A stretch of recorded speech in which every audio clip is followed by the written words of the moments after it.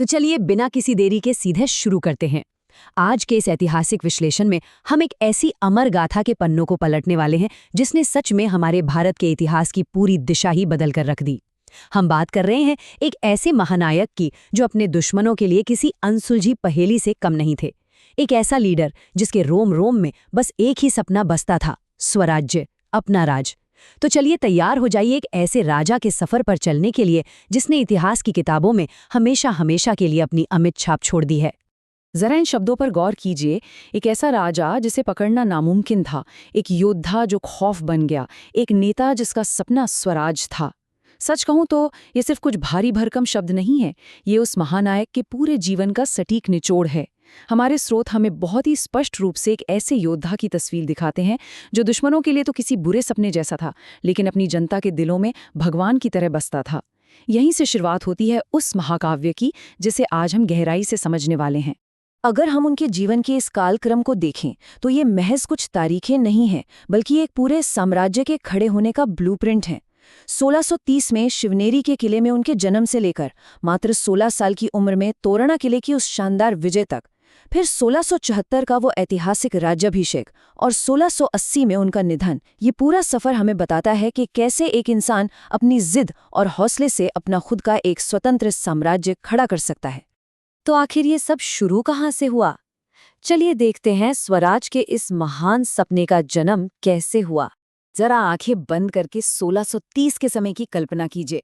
शिवनेरी के एक छोटे से किले की वो धुंध भरी सुबह, जब एक ऐसे बालक ने जन्म लिया जो आगे चलकर मुगलों की रातों की नींद उड़ाने वाला था। आपको पता है, हर महान नेता के पीछे कोई ना कोई मार्गदर्शक जरूर होता है, और यहाँ वो मार्गदर्शक थी उनकी माँ, माता जीजाबाई। वो सिर्फ एक माँ नहीं थी यार, वो उनकी सबसे पहली और सबसे बड़ी गुरु थी। बचपन से ही उन्होंने शिवाजी के मन में राम और कृष्ण की कहानियों के जरिए वीरता और धर्म के ऐसे बीज बोए जिसने उनके अंदर स्वराज यानी अपने खुद के राज की एक कभी न बुझने वाली आग जला दी। अब यहाँ पर जरा रुकिए और सोचिए, मात्र 16 वर्ष, जी हाँ 16 साल। आज के समय में बहुत से लोग इस उम्र में ये भी तय नहीं कर पाते कि उन्हें आगे करना क्या है ना? लेकिन स्रोत सामग्री हमें बताती है कि इसी उम्र में शिवाजी ने अपना पहला किला तोरणा किला फतह कर लिया था। ये कोई छोटी मोटी जीत नहीं थी, ये दुनिया के लिए एक बहुत बड़ी घोषणा थी, एक अलार्म था कि स्वराज का सपना अब सिर्फ एक सपना नहीं रहा, बल्कि हकीकत में बदलना शुरू हो गया है। और जैसे जैसे ये सपना बड़ा हुआ, वैसे वैसे उनकी सैन्य रणनीतियां भी निखरती गईं। बात करते हैं गनीमी कावा की। शुरुआत में उनके पास न तो कोई बहुत बड़ी सेना थी और न ही अपार संसाधन, पर उनके पास जो था वो दुश्मनों के पास नहीं था। उनकी गजब की चतुराई। उन्होंने गनीमी कावा को अपनाया, जिसे आज की दुनिया गुरिल्ला वॉरफेयर कहती है। ये कोई आम लड़ाई का तरीका नहीं था, अचानक से घने जंगलों से निकलकर दुश्मन पर बिजली की तरह टूटना, और इससे पहले कि दुश्मन को कुछ समझ आए, हवा में गायब हो जाना, बस छूमंतर। इस अचूक रणनीति ने बड़ी बड़ी सेनाओं के पसीने छुड़ा दिए थे और उन्हें पूरी तरह से भ्रमित कर दिया था। अब हम आते हैं इतिहास के उस सबसे रोंगटे खड़े कर देने वाले पल पर, वाघ नख का वो ऐतिहासिक प्रहार।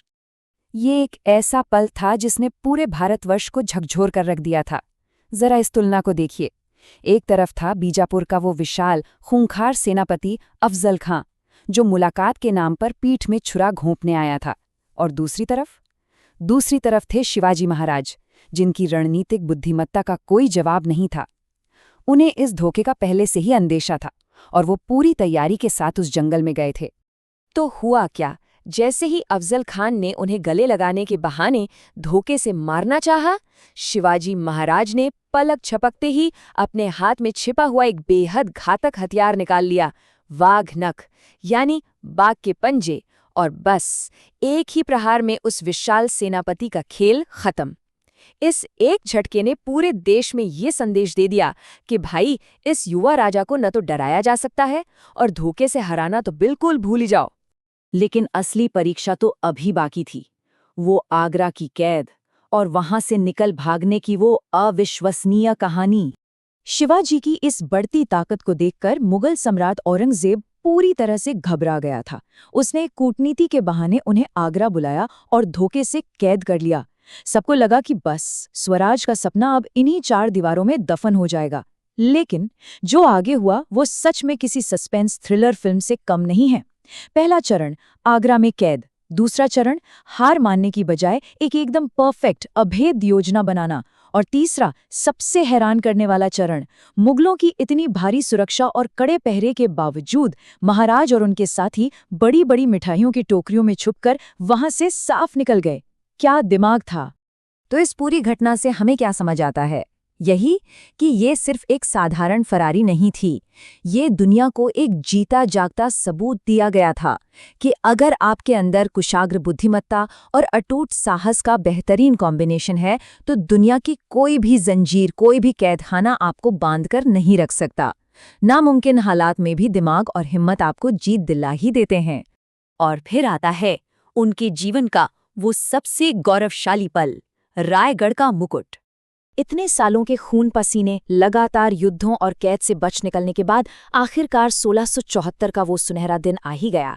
उनका एक बहुत ही भव्य राजाभिषेक हुआ, जहां उन्हें वो उपाधि मिली जो आज भी हम पूरी श्रद्धा के साथ लेते हैं, छत्रपति शिवाजी महाराज। जब वे उस स्वर्ण सिंहासन पर बैठे और चारों तरफ जनता की जय जयकार गूंजी, तो वो सिर्फ एक राजा का ताज पहनना नहीं था, वो एक बिल्कुल नए, स्वतंत्र और न्यायपूर्ण युग का सूर्योदय था। लेकिन पता है सबसे खास बात क्या थी? वो सिर्फ किले जीतने वाले एक महान योद्धा नहीं थे। गद्दी पर बैठने के बाद उन्होंने दुनिया को दिखाया कि एक असली राम राज्य, एक आदर्श शासन कैसा होता है। उनके राज में न्याय के तराजू में हर कोई बराबर था। महिलाओं का जो सम्मान उनके राज्य में था वो सर्वोच्च था, और सबसे बड़ी बात, वहां हर धर्म को पूरी इज्जत और सुरक्षा दी जाती थी। इसी बेमिसाल सोच ने उन्हें सिर्फ एक शासक से उठाकर एक युग पुरुष बना दिया। समय का पहिया घूमता है और हम आते हैं उस अमर प्रेरणा पर जो वो हमेशा के लिए हमारे बीच छोड़ गए। देखिए, इतिहास में हर महान इंसान का एक अंतिम समय आता है। 1680 में छत्रपति शिवाजी महाराज ने भी इस दुनिया को अलविदा कह दिया। एक युग का अंत हो गया। लेकिन आज के इस विश्लेषण को खत्म करने से पहले मैं आपसे एक सवाल पूछना चाहती हूँ। आज की इस भाग दौड़ भरी जिंदगी में जब हमारे सामने मुसीबतें पहाड़ बनकर खड़ी हो जाती हैं, जब हमारा अपना साहस टूटने लगता है, तो हम प्रेरणा के लिए किसकी ओर देखें? इसका जवाब इसी स्रोत सामग्री में छिपा है। छत्रपति शिवाजी महाराज इतिहास की किताबों में दर्ज सिर्फ एक राजा नहीं है दोस्तों, वो एक शाश्वत विचार हैं। वो एक ऐसी जीवित चिंगारी हैं जो आज भी हर उस इंसान के दिल में धड़कती है जो अन्याय के सामने झुकने से इनकार कर देता है। जब भी आपको लगे कि अब और हिम्मत नहीं बची है, बस इस महानायक के उस 16 साल के सफर और उनकी कभी हार न मानने वाली जिद को याद कर लीजिएगा। वो कल भी हमारे आदर्श थे, आज भी हैं और आने वाली सदियों तक रहेंगे।